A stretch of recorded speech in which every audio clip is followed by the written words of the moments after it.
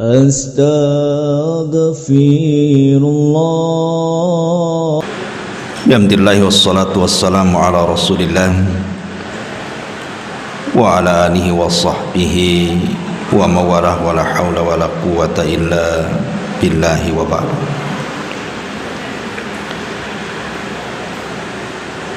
Alhamdulillah, segala puja dan puji hanya milik Allah subhanahu wa ta'ala.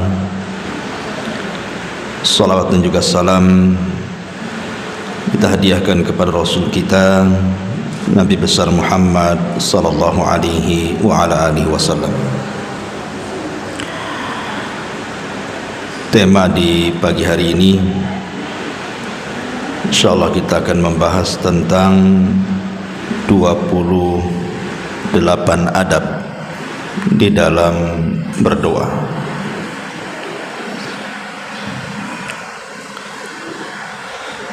Bicara tentang doa, Nabi sallallahu alaihi wasallam mengatakan bahwa doa itu adalah ibadah. Tapi anehnya sebagian manusia tidak menganggap doa itu sebagai nilai yang sangat berharga dalam hidupnya.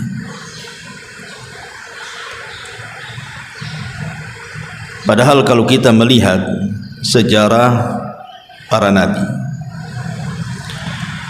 mereka sangat mengagungkan urusan doa. Seolah-olah tidak ada yang kenal sebuah nilai doa itu kecuali para nabi dan juga orang-orang yang mengikuti nabi. Terkadang di antara kita ada yang protes kepada Allah subhanahu wa ta'ala, kenapa setiap doa yang dipanjatkan itu kok tidak dikabul-kabulkan. Boleh jadi karena adab dan etika berdoanya belum dilakukan. Maka inilah kita akan mencoba membahas tentang adab dan etika berdoa, karena hanya dengan mengenal adab dan etika doa inilah maka doa-doa yang kita panjatkan itu mudah untuk diijabah Allah subhanahu wa ta'ala. Langsung saja yang pertama, al-ikhlasu lillahi azza wa jalla. Berdoalah dengan penuh keikhlasan, karena Allah sendiri yang mengatakan dalam surah Ghafir ayat 14, fad'ullaha mukhlisina lahuddin walau karihal kafirun. Berdoalah kalian kepada Allah dengan penuh keikhlasan. Ketaatan itu hanya diberikan kepada Allah walaupun orang-orang kafir itu membencinya. Jadi betul-betul doa itu di atas tauhid. Jangan ada unsur kesyirikan di dalam doa itu. Seperti umpamanya doa kepada orang-orang yang sudah meninggal, datang ke kuburan meminta-minta di situ. Ini justru kesyirikan, bertentangan dengan kaidah keikhlasan, karena Anda sedang berdoa kepada selain Allah azza wa jalla, maka tidak mungkin dikabulkan kesyirikan. Maka ini yang pertama. Kemudian yang kedua, memulailah dengan hamdulillah, memuji Allah subhanahu wa ta'ala, thumma bis salati ala nabi sallallahu alaihi wasallam, kemudian diiringi dengan salawat pada Nabi sallallahu alaihi wasallam. Karena bagaimanapun memuji Allah subhanahu wa ta'ala dengan menyebut nama-namanya itu sama dengan kita bertawasul kepada Allah subhanahu wa ta'ala dengan nama-nama Allah subhanahu wa ta'ala yang agung itu. Dan itu diantara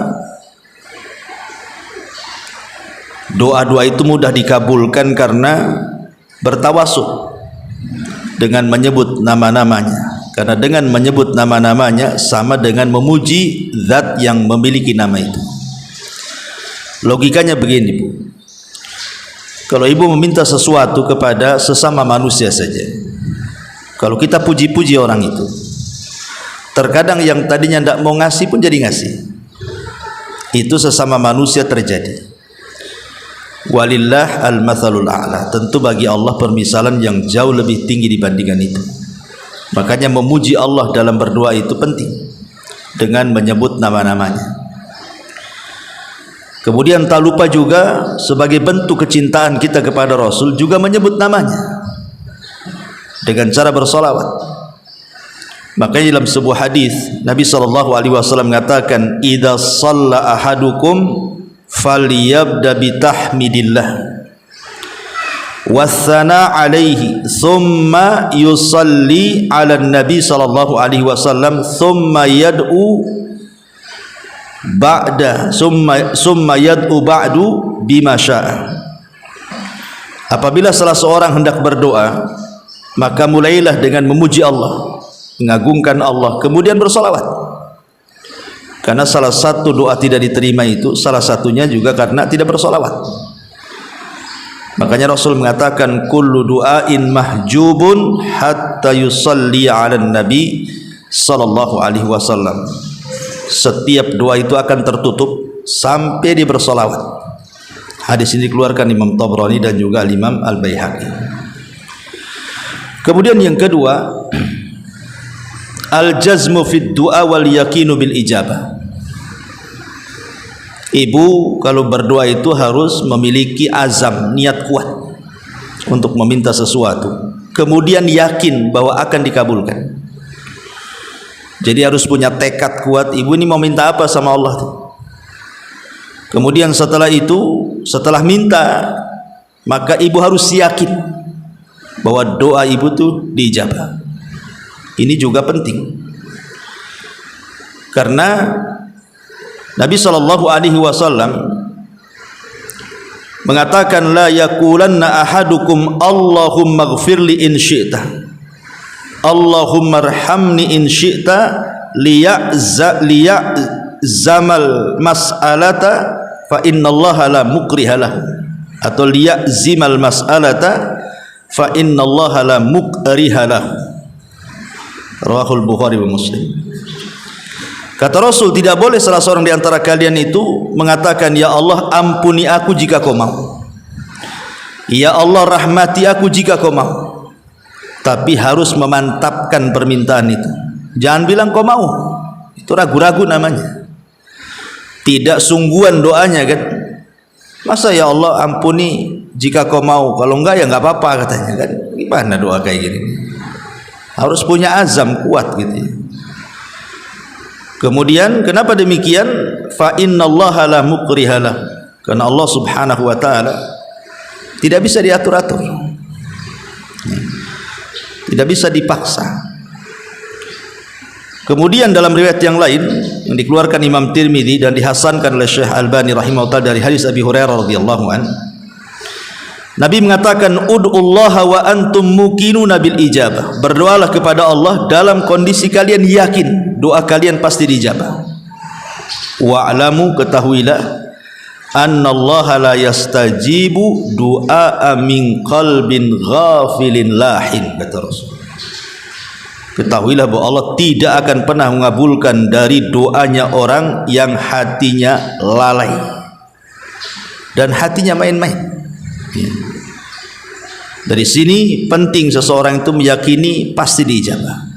Karena ada orang yang enggak yakin masalahnya, karena sudah bosan mungkin berdoa ya, kok enggak dikabul-kabulkan. Akhirnya dia berhenti berdoa karena tidak yakin kalau doanya itu diijabah. Ini yang ketiga. Yang keempat, al-ilha fid du'ai wal khusyu'. Harus adanya ilha. Ilha itu artinya merengek bahasa kitanya. Betul-betul meminta, kayak anak kecil minta sesuatu sama ibu kan gimana tuh? Pasti anak kecil itu kan merengek-rengek ya, supaya ibunya ngasih. Maka kurang lebih juga, walillahil mathalul a'la, kalau kita terus merengek di hadapan Allah Azza wa Jal, Seperti contoh umpamanya Rasul ketika perang Badar, Nabi SAW betul-betul meminta istighatsah kepada Allah agar besok itu perang dimenangkan. Sampai-sampai Nabi SAW tidak sadar itu ridaknya, selendangnya sampai jatuh. Kemudian Abu Bakar Siddiq radhiyallahu an mengatakan kepada Nabi SAW,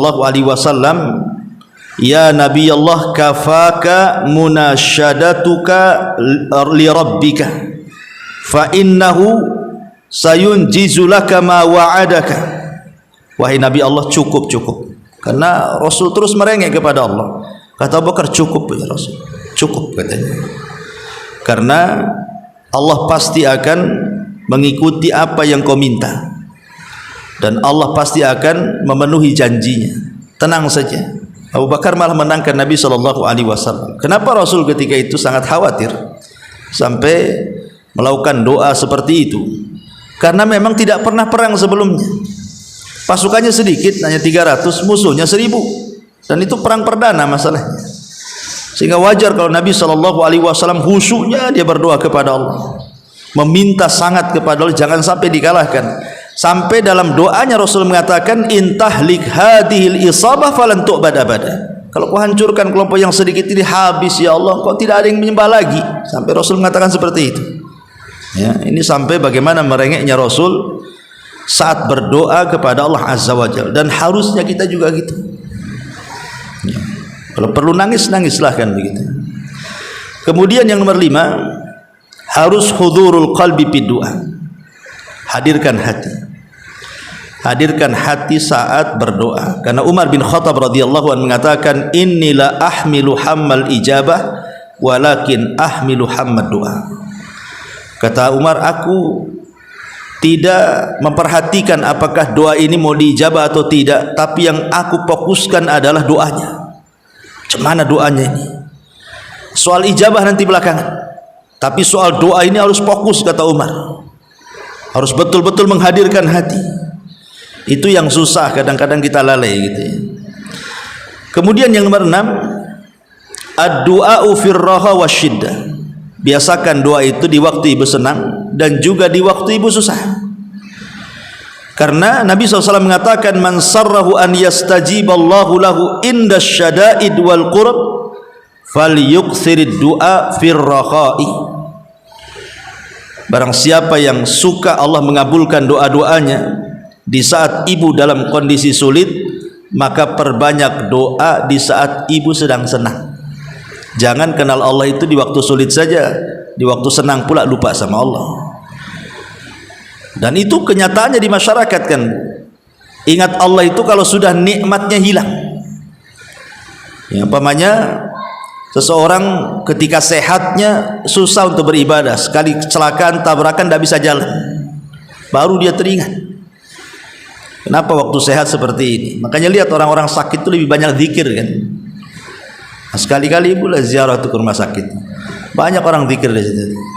Coba kau disehatkan bu, keluar rumah sakit nyanyi deh, kan zikir lagi kan itu. Jadi ini juga diantara poin yang ke-6. Yang ke-7, la yus'alu illallah wahda. Tidak meminta sesuatu kecuali hanya tujuannya meminta kepada Allah. Jangan Allah itu dijadikan sampingan. Ketika sakit disandarkan kesembuhan kepada dokter, kepada obat. Ketika dokter angkat tangan, obat tak manjur lagi, baru pasrah sama yang di atas. Kan enggak seperti itu. Minta kesembuhan kepada Allah. Dokter obat itu sebab saja ya. Makanya kalau berdoa itu meminta sesuatu kepada Allah dulu. Ibu ada masalah, jangan ngadu dulu kepada orang, apalagi ngadu ke Facebook. Mana bisa Facebook kasih solusi? Ngadu ke yang punya masalah, karena dia juga yang mengangkat masalah kepada Allah. Kemudian yang nomor 8, adamu ad-du'a alal ahli wal mali wal waladi wan nafs. Jangan sampai berdoa keburukan, baik kepada keluarga, baik kepada harta, baik kepada anak, bahkan kepada diri sendiri. Tidak boleh. Karena Rasul mengatakan, dalam sebuah hadisnya, la tad'u ala anfusikum wala tad'u ala auladikum wala tad'u ala khadamikum wala tad'u ala amwalikum. Janganlah kalian berdoa dengan doa yang buruk kepada diri kalian, kepada anak-anak kalian, kepada pembantu kalian, kepada harta kalian. Kenapa? La tuwafiqu minallahi ta'ala sa'ata lailin sa'ata nailin fiha ata fayastajibu lakum. Dikhawatirkan ketika kita ini berdoa, tiba-tiba malaikat mengaminkan, kita tidak tahu. Ya. Saat kita ngomong begitu kan, celaka kamu, umpamanya ngomong itu sama anaknya, tiba-tiba malaikat mengaminkan, celaka betul anak itu.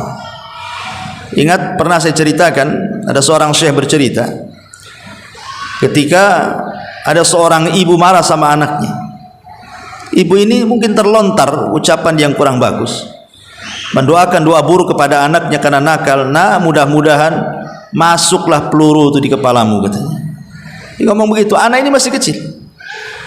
Setelah kemudian anak ini meningkat remaja, kemudian dewasa, kemudian cari pekerjaan, keterimalah di militer, jadi tentara. Ketika latihan, tiba-tiba kawannya ini sedang main-main dengan pistol. Disangkanya pistol itu tidak ada pelurunya, ditaruh-taruh di kepalanya. Rupanya pelatuknya dipencet, keluarlah satu peluru, masuk ke kepalanya, mati. Ibunya nangis luar biasa, baru teringat ibunya. Dulu waktu dia kecil dia pernah ngomong begitu, semoga Allah sarangkan di kepalamu itu peluru, katanya. Rupanya Allah ijabah setelah dia tua tuh, sudah dewasa kan. Nah ini jangan sampai, karena pengabulan doa itu terkadang kita tidak sadar, diaminkan rupanya sudah dewasa pula kejadian. Maka jangan mudah mendoakan keburukan kepada anak-anak, atau kepada harta, kepada jiwa, dan begitu seterusnya. Yang nomor 9, hifdzus sauti biddu'a, lirihkan suara dalam doa. Makanya ketika sahabat mengatakan kepada Rasulullah, ya Rasulullah, apakah Tuhan itu jauh sehingga kami harus memanggil, ataukah Tuhan itu dekat sehingga kita harus berbisik-bisik?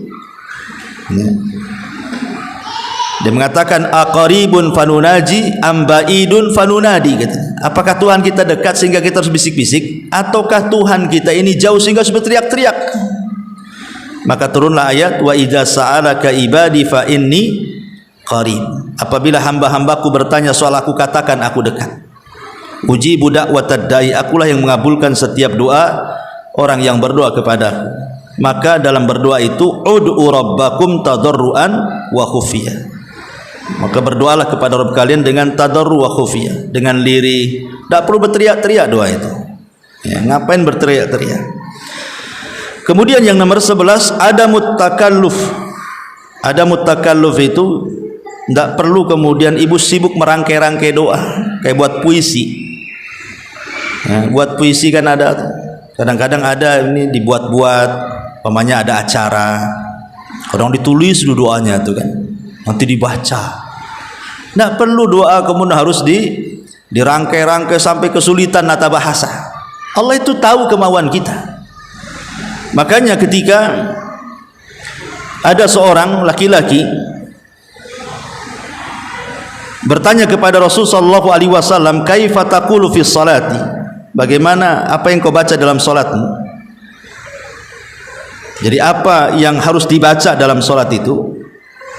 Qala, maka dia menjawab, atashhadu, apakah anda mau menjadikan saksi? Summa aqul, kemudian sahabat ini mengatakan, saya katakan, Allahumma inni as'alukal jannah wa a'udzubika minan nar. Aku meminta kepadamu ya Rabb sorga, dan aku berlindung kepadamu ya Rabb dari neraka. Kemudian orang ini mengatakan, ya Rasulullah, aku tidak bisa berdoa macam Mu'ad bin Jabal. Mu'ad itu kalau doa runut, bagus bahasanya. Ya karena dia seorang ulama. Mu'ad itu, orang ini kan orang Badui, datang kepada Rasul, ya Rasul, kalau saya sholat itu hanya minta dua itu saja, ya Allah, aku minta surga, jauhkan dari neraka. Aku tidak bisa lebih baik lagi dibandingkan Mu'ad. Mu'ad itu punya, kalau doa panjang dia. Maka Nabi SAW, sekitar itulah kau berdoa, tidak perlu kau seperti Mu'ad. Kayak gitu saja, karena Allah tahu masalahnya apa yang kita minta. Tidak perlu kita ini harus sulit-sulit merangkai kata. Allah tahu. Kalau memang kita tidak pandai, ambil aja doa-doa yang warid yang sudah ada gitu ya. Tinggal dihafal baca. Nah, kalau memang tidak dihafal atau kalau memang tidak bisa dengan bahasa apapun berdoa, Allah itu Maha tahu. Bahkan sebelum kita minta Allah sudah tahu kok. Mau kita akan minta dan apa yang akan diminta Allah sudah tahu duluan. Ini juga yang nomor 11. Yang nomor 12, at-tadarru wal khusyu' war raghbatu war rahbatu. Berdoa dengan rendah hati, dengan khusyuk, dengan takut, dengan harapan. Nah, itu juga penting. Ya, karena bagaimanapun Allah mengatakan innahum kanu yusari'una fil khairat. Mereka, maksudnya orang-orang yang beriman, bersegera untuk meraih kebaikan, wa yad'unana, dan mereka berdoa kepada kami, kata Allah, raghaban wa rahaban wa kanu lana khashiin. Mereka berdoa dengan penuh harapan, takut, dan mereka betul-betul khusyuk. Kemudian yang nomor 13, raddul madzalim at-taubah. Kembalikan barang-barang yang pernah kita zalimi atau orang-orang yang pernah kita zalimi, kita minta maaf. Khawatirnya gini Bu, kita ini mendoakan sesuatu, pamannya ya Allah berikan rizki kepadaku. Rupanya orang yang kita zalimi berdoa kepada Allah, ya Allah syaratkan rizkinya. Kan susah nanti. Jadi bertabrakan kan begitu ya. Ya Allah usaha saya lancarkan. Sementara ada orang yang kita zalimi mendoakan pula terbalik, ya Allah syaratkanlah usaha orang itu. Kan nanti susah nantinya. Ya. Makanya jangan melakukan kezaliman. Nanti dia mendoakan keburukan apa yang kita minta kepada Allah, dan itu penghalang karena doa yang dizalimi itu lebih mustajab daripada doa kita. Makanya jangan melakukan kezaliman. Balikkan kalau memang kita punya kezaliman, ngambil barang, ngambil uang, ngambil apa, atau kalaupun dalam bentuk ucapan, perbuatan, minta maaf. Ya, ini juga yang nomor 13. Yang nomor 14, ad-du'a thalathan. Biasakan doa itu diulang 3 kali. Karena Abdullah ibn Mas'ud radhiyallahu an mengatakan kana Nabi SAW idza da'a thalathan. Rasul itu kalau berdoa pasti diulang 3 kali. Biasakan doa itu diulang-ulang. Kemudian yang nomor 15, istiqbalul kiblati. Menghadap kiblat. Karena itu bagian daripada adab. Walaupun perselisihan ulama maksudnya apakah kiblat doa itu sama dengan kiblat salat? Ada yang mengatakan beda. Kalau kiblat doa itu ke langit, kalau kiblat salat ya ke Mekah sana. Makanya lihat orang yang khutbah Jumat itu. Kalau ibu pernah menyaksikan khutbah Jumat, kan khotib kalau berdoa nggak ada makmum kan? Ya, kalau memang kiblat doa itu adalah kiblat salat, tentu khotib membalik memunggungi makmum. Dari sini terjadi khilaf pendapat. Apakah kiblat doa itu maksudnya kiblat salat, ataukah kiblat doa itu maksudnya langit? Ya kita menegakkan itu begitu. Ini menjadi khilaf para ulama. Tapi yang jelas ya, bahwa kalau memang dihadapkan ke kiblat kemudian mengarah ke langit, yaitu lebih baik lagi dengan menggabungkan dua pendapat kan itu ya. Kemudian yang nomor 16, raf'ul aidi fi du'a, mengangkat kedua tangan. Ingat ini kan kita bicara masalah doa masalah ya. Doa itu ada dua. Ada dua ibadah. Dua ibadah itu maksudnya doa rutinitas. Ah itu tidak perlu ngangkat tangan. Ibu masuk kamar mandi, itu aja yang dibaca doanya kan. Tidak perlu ngangkat tangan karena itu rutinitas. Maksudnya doa yang kita bahas ini doa ketika ibu ada masalah, supaya masalahnya dihilangkan. Angkat tangan. Karena Allah itu malu kalau seandainya ada orang yang mengangkat kedua tangan kemudian tidak diijabah. Ya. Kemudian juga yang nomor 17, kalau bisa berwudu, walaupun ini bukan syarat ya. Doa itu tanpa wudu pun tidak ada masalah. Tapi kalau berwudu, kata Syekh bin Baz rahimahullahu taala, maka itu lebih afdal lagi. Kemudian yang nomor 18, alla ya'tadiya fid du'a. Jangan sampai dalam berdoa itu melampaui batas. Melampaui batas itu ya seperti meminta sesuatu yang diharamkan. Ya Allah, muluskan nih, saya nanti malam mau nyuri nih. Masa mau nyuri pula minta dimuluskan kepada Allah? Nah, ini kan tidak boleh. Ini melampau namanya kan. Atau umpamanya sesuatu yang mustahil. Ya Allah kasih umur sama saya seperti umur iblis. nggak mati-mati. Gimana pula kan gitu? Ini kan melampau orang doa kayak gini. Taib. Kemudian juga yang nomor 19, hendaklah kalau doa itu mulai dari diri kita. Kalau itu doanya untuk orang lain, maka kita mau mendoakan orang lain gitu ya, maka doakan diri kita sendiri. Ya, semoga Allah memberikan kebaikan bagi saya kemudian sama kamu gitu. Jadi kalau mendoakan diri kita dulu baru orang lain. Sebagaimana Rasul juga dikisahkan, karena Nabi SAW idza da'a bada'a bi nafsi. Rasul kalau berdoa memulai dari diri sendiri dulu, baru berdoa kepada orang lain. Kemudian yang nomor 20, an yatawassal ila Allah bi asma'il husna wa sifatil ula au bi amalin salihin qama bihi da'iya nafsuhu au bi du'ai rajulin salihin hayyin hadirin. Bertawasul dengan 3 perkara, dengan nama-nama Allah, dengan amal soleh, atau orang yang masih hidup dan dikenal kesolehannya. Tidak harus ustadz, harus ulama, yang jelas orang ini soleh, suka sholat ya, suka beribadah, taat, tidak jarang kelihatan maksiat. Minta doanya. Atau dengan amal soleh, ibu pernah sedekah, teringat nih ibu lagi sakit, ya Allah saya lagi sakit tolong sembuhkan. Dulu saya pernah juga nyumbang kepada fulan, kalau itu memang sebuah pahala tolonglah sembuhkan hari ini. Nah, itu namanya bertawasul dengan amal soleh. Makanya jangan remehkan sedikit amal soleh, karena boleh jadi itu diperlukan saat kita bertawasul. Kemudian yang nomor 21, an yakunal mat'am wal mashrab wal masbad min halalin. Hendaklah makanan, minuman, pakaian harus dari yang halal. Kan ini penghalang doa masalahnya. Ya, karena dulu kata Rasul ada orang yang menengadahkan tangan ke langit kemudian berteriak-teriak ya Rabb ya Rabb. Padahal dia orang miskin, musafir, mengangkat kedua tangannya, kemudian mengeluh kepada Allah. Harusnya orang seperti ini dijabah karena syarat doanya sudah ada. Tapi rupanya tidak dijabah. Rupanya sebab tidak dijabahnya tadi karena makanannya haram, minumannya haram, pakaiannya haram, akhirnya terhalang pula doa kepada dia.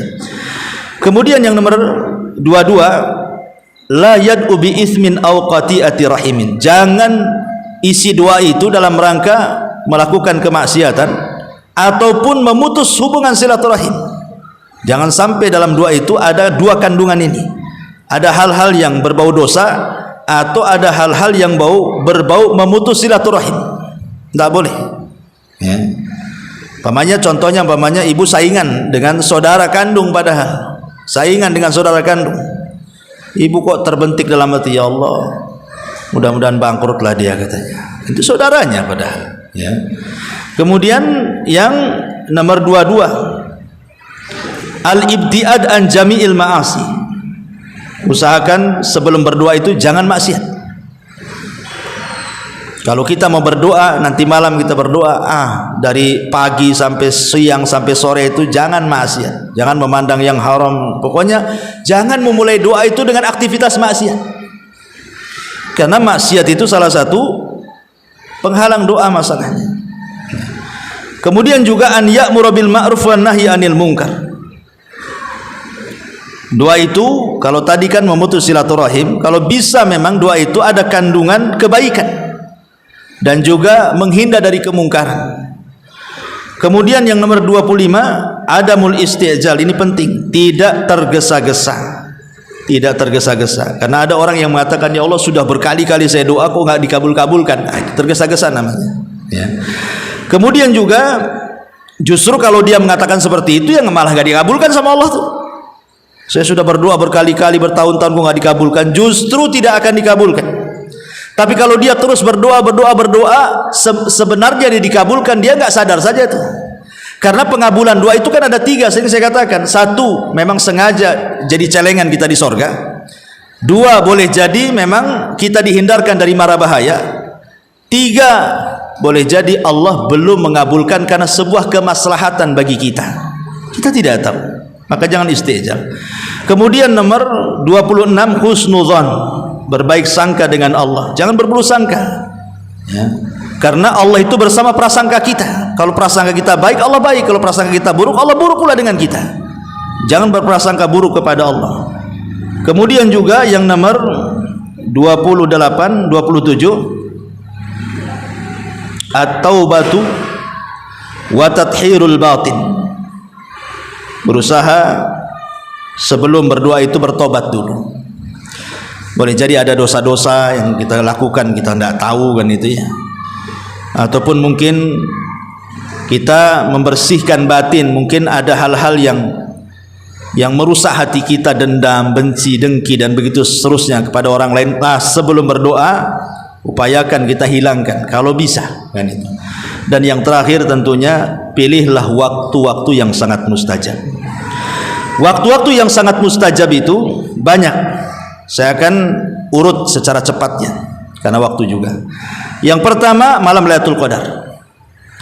Yang kedua di pertengahan malam atau sepertiga malam. Yang ketiga selepas sholat wajib. Yang keempat di antara adzan dan qomat. Yang kelima satu waktu pada setiap malam. Pokoknya kita tidak tahu malam hari. Tidak harus sepertiga malam atau setengah malam, pokoknya malam hari lah. Ada waktu-waktu itu Allah mengijabah doa kita. Kemudian yang nomor 6 ketika selepas azan. Kemudian yang nomor 7 ketika turun hujan. Kemudian yang nomor 8 saat peperangan. Kemudian yang nomor 9 di hari Jumat. Ada yang mengatakan di antara dua khutbah, ada yang mengatakan selepas asar sampai maghrib.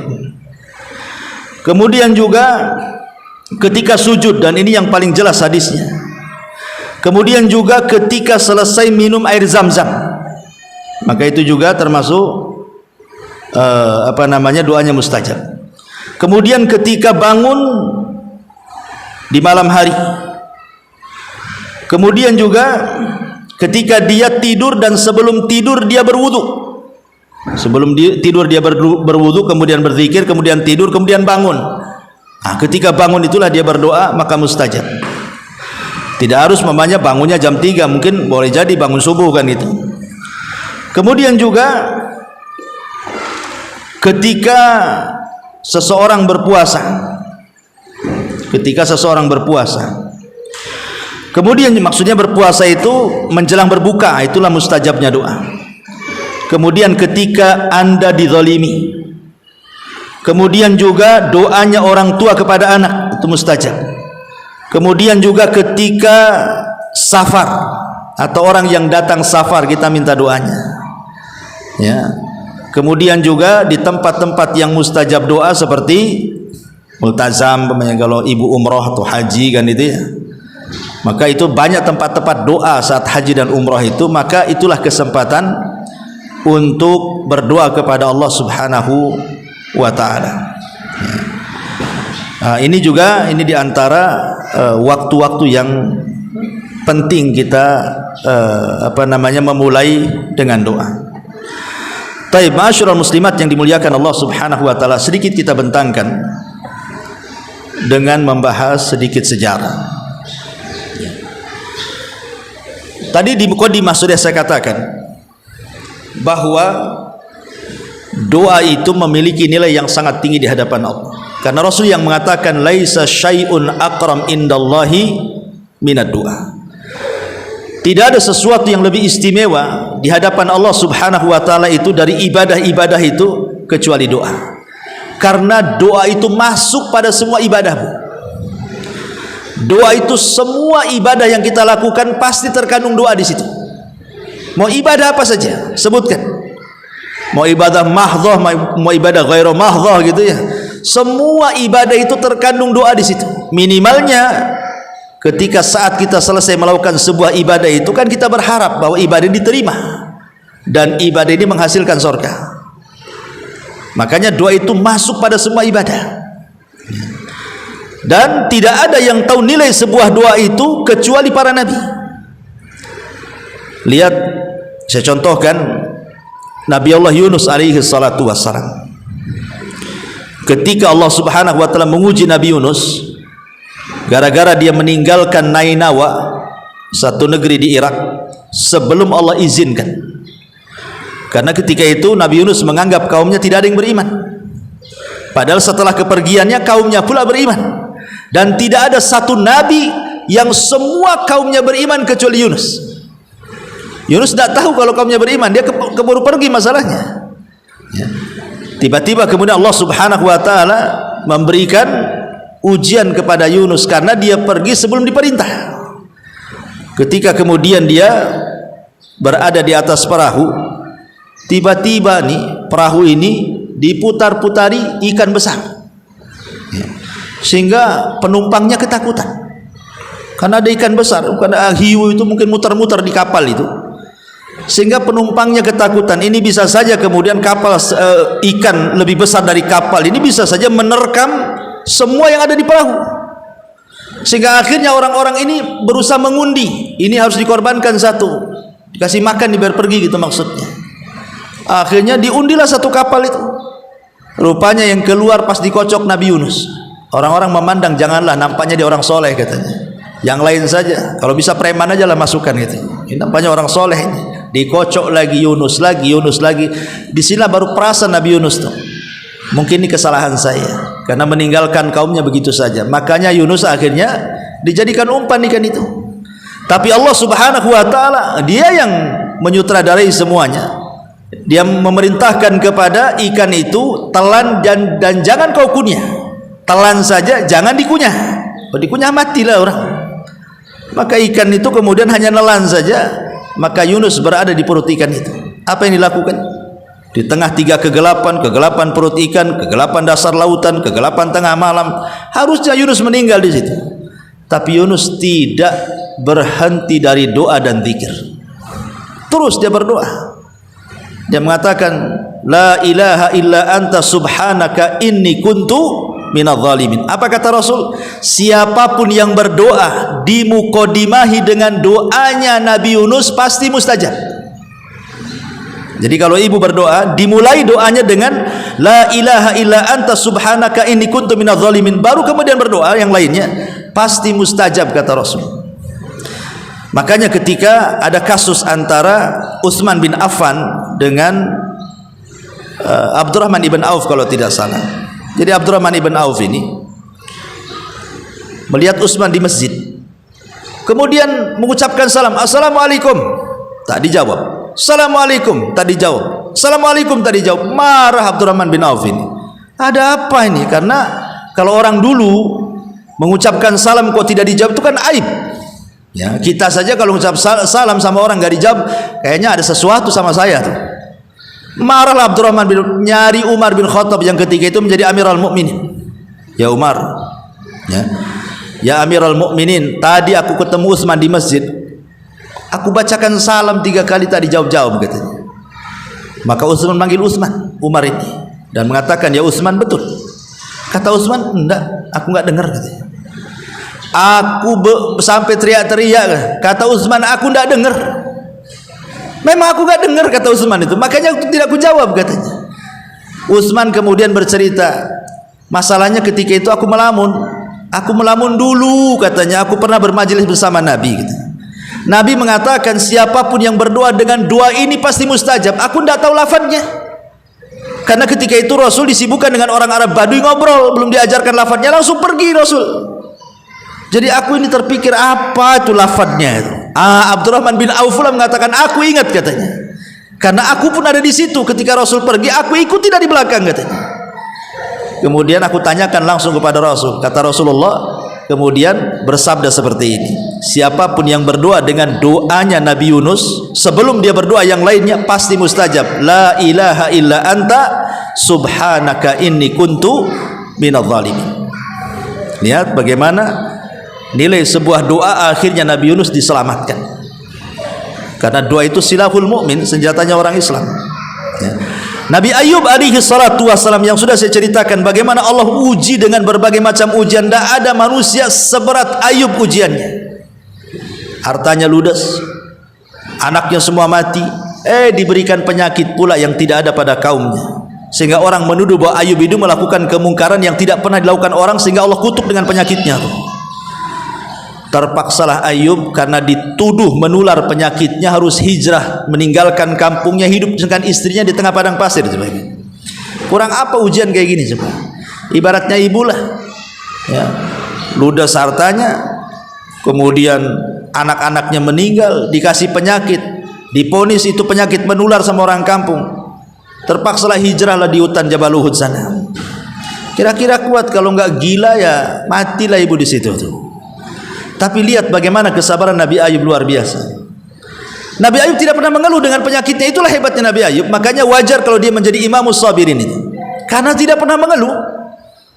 Justru istrinya yang tidak tahan. Dia mengatakan, ya Nabi Allah, kau kan seorang Nabi, berdoalah kepada Allah. Dirayu sama istrinya, berdoalah kepada Allah, kau seorang Nabi, nanti Allah akan kabulkan doa. Tapi Nabi Ayub mengatakan, wahai istriku, sekarang saya mau tanya, berapa tahun Allah memberikan nikmat kepada kita? Coba. Kata istrinya 70 tahun. Berapa tahun ujian yang Allah berikan kepada kita? 18 tahun. Kata Nabi Ayub, belum balance. Kita ini baru diuji 18 tahun, Allah kasih nikmat 70 tahun katanya. Kalaupun kata Nabi Ayub kita diuji dengan Allah memberikan nikmat yang sama, tahunnya sama, oke, diuji 70 tahun, dikasih nikmat 70 tahun, ini bagiku kata Nabi Ayub belum sebanding katanya. Tapi namanya Ayub juga manusia, Bu, dia bukan malaikat ya. Adalah kawannya dua orang ini, entah bincang-bincang, kedengaran pula sama telinganya Nabi Ayub itu. Apa perbincangannya? Yang satu mengatakan sama kawannya, jangan-jangan si Ayub itu penyakit-penyakitnya kok nggak pernah disembuh-sembuhkan ya? Jangan-jangan dikutuk oleh Allah, jangan-jangan dia melakukan dosa yang tidak pernah dilakukan kaumnya.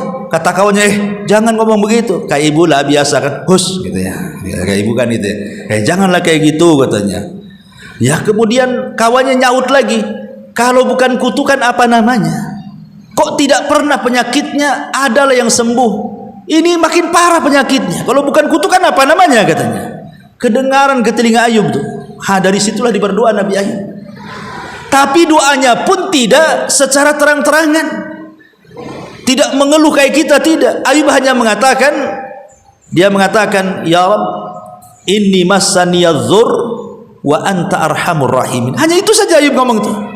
Ya Allah, aku yakin bahwa ini penyakit ini datang dari kamu, dan aku yakin tidaklah engkau memberikan ujian kepadaku kecuali karena sayangmu kepada hambamu. Ayub tidak mengatakan ya Allah sembuhkan penyakitku, enggak. Ayub hanya mengatakan engkau itu zat yang maha penyayang. Maksudnya di balik penyayang itu ya tolonglah sayangi aku, sembuhkan gitu ya. Tapi Ayub tidak menyebutkan objeknya tuh. Kalau kita kan langsung kan, ya Allah saya ini asam urat, tolonglah sembuhkan asam urat saya kan itu. Saya ini penyakit gula, tolonglah sembuhkan gula saya. Tapi Ayub tidak. Dia hanya mengatakan dengan lembutnya, dengan bahasa seperti itu. Tapi Allah tahu keinginan Nabi Ayub itu. Makanya kemudian ketika dia mandi, Allah katakan, hentakkanlah kakimu itu ke bawah, nanti keluar air. Mandi kau di situ. Akhirnya dihentakkan kakinya, betul keluar air, mandi di situ. Semua penyakitnya hilang. Habis hilang, tiba-tiba datang hujan. Hujannya bukan air, belalang emas. Satu rumah belalang emas itu. Kaya lagi lah Ayub. Kemudian istri disuburkan lagi, anaknya 2 kali lipat daripada yang sebelum dia meninggal tuh anak-anaknya. Ada yang mengatakan awalnya anaknya 14, 2 kali lipat, 28 kan anaknya. Itu karena kesabaran dan doa. Itulah bagaimana kemudian para nabi menghargai sebuah doa. Dan banyak kisah-kisah para nabi yang luar biasa, mereka menghargai doa. Bahkan Nabi SAW banyak sekali mengajarkan doa kepada kita.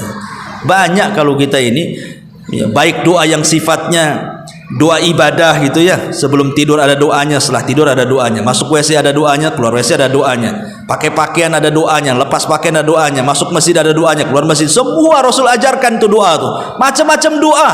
Mungkin kalau kita baca setiap hari itu tidak sanggup saking banyaknya tuh. Karena Rasul paham apa itu doa. Nilai sebuah doa itu luar biasa ya. Wallahu alam, ini secara singkatnya karena juga waktu. Taib, sebelum saya tutup, kalau ada yang pertanyaan silakan.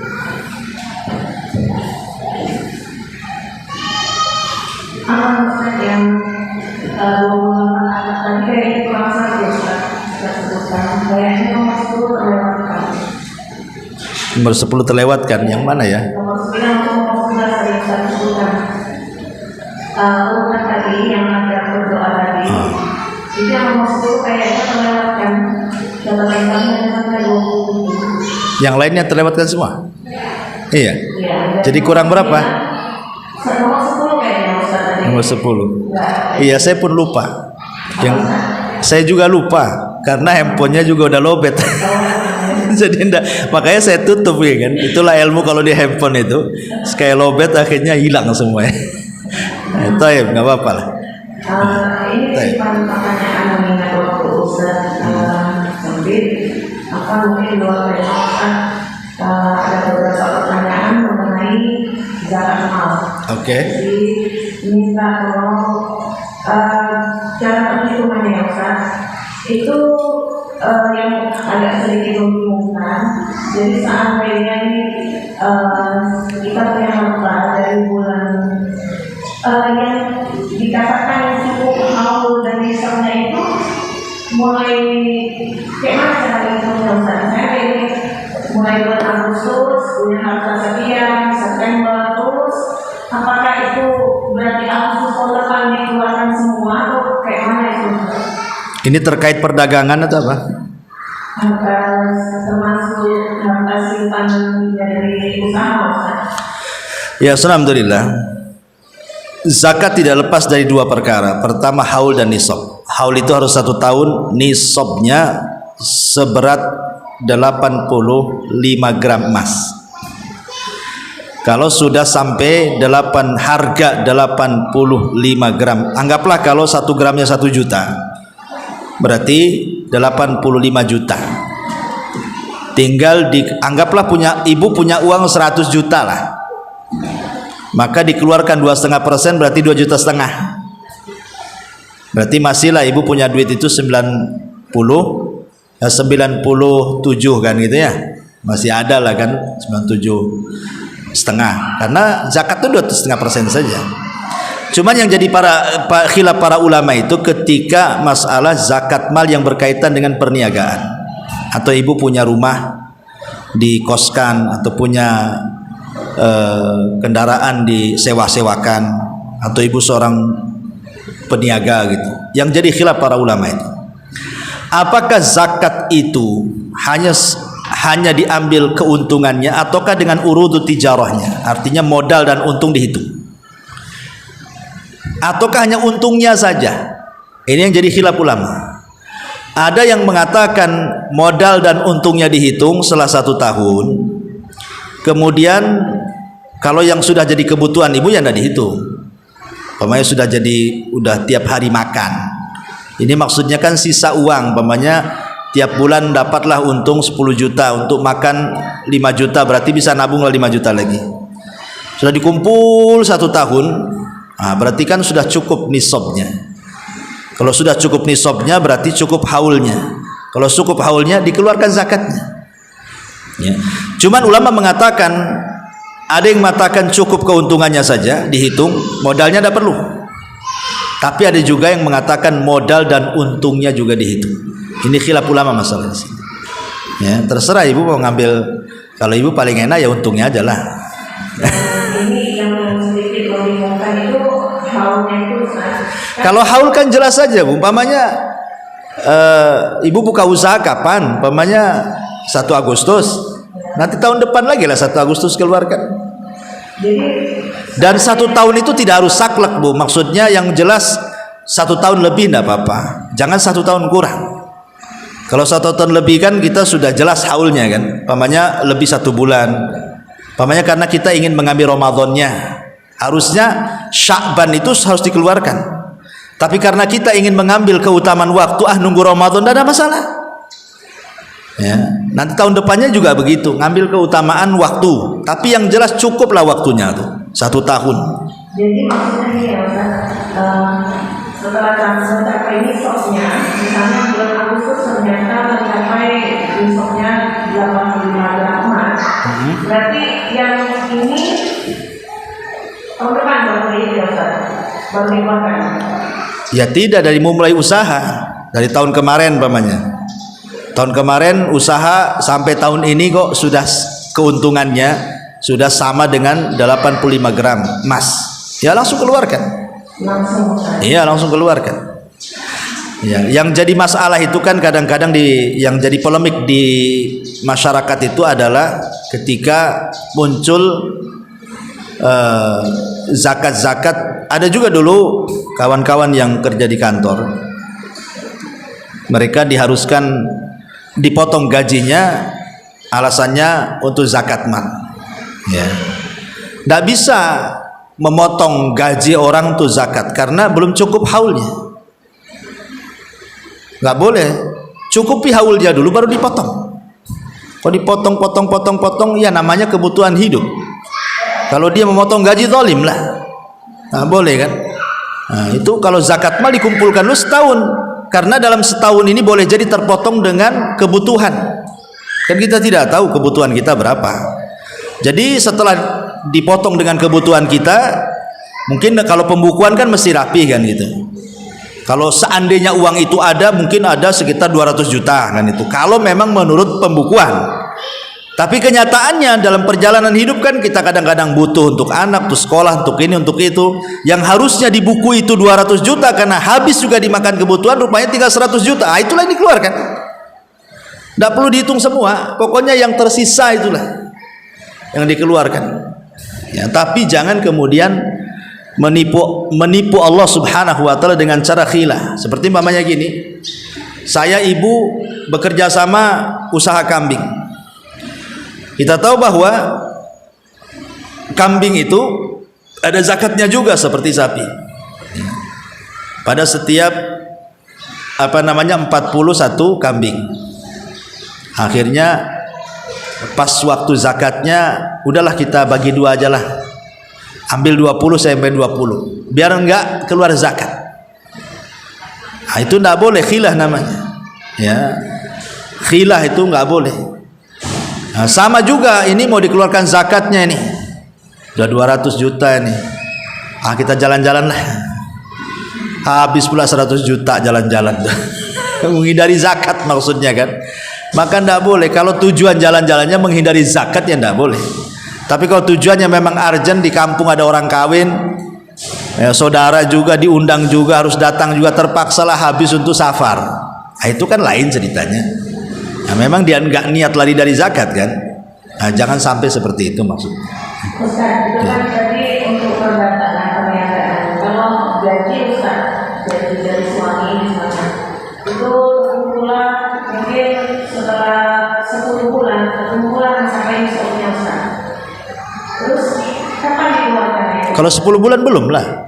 Ya, maksudnya berarti pada kumpulnya itu kan per bulan. Iya, sampai 1 tahun. Iya, sampai 1 tahun. Baru dikeluarkan. Iya, iya begitu. Dan itu masuk zakat mal penghasilan. Iya, zakat mal penghasilan. Terus satu lagi Ustaz, ada simpanan itu juga digabung dengan simpanan suami untuk dikeluarkan zakatnya Ustaz. Keluarga maksudnya. Iya.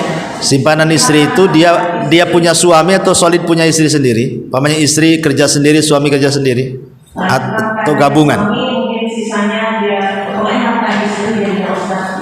Iya, artinya kalau sudah dikasih suami kan milik istri berarti. Ya. Kalau seandainya itu apakah digabung untuk mencapai nisabnya itu? Enggak, ya. Kalau solid milik istri itu zakatnya sendiri. Ya, kalau sudah jadi milik istri itu zakatnya sendiri. Tapi kalau memang ya harta gabungan ya dikeluarkan. Seperti istri bekerja sendiri, punya uang sendiri. Suami bekerja punya uang sendiri. Masing-masing sudah sampai nisabnya, keluarkan zakat masing-masing. Ya, karena kan memang zakat itu kan berkenaan dengan ibadah badan. Ya, ke badan orang yang punya harta itulah dia zakatkan.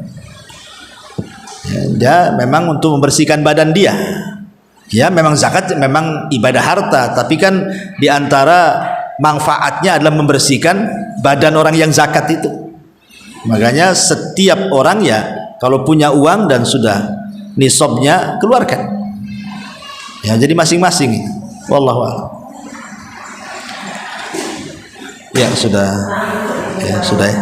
Subhanakallahumma bihamdika asyhadu an la ilaha illa anta astaghfiruka wa atubu ilaik. Allahu ta'ala alam. Assalamualaikum warahmatullahi wabarakatuh.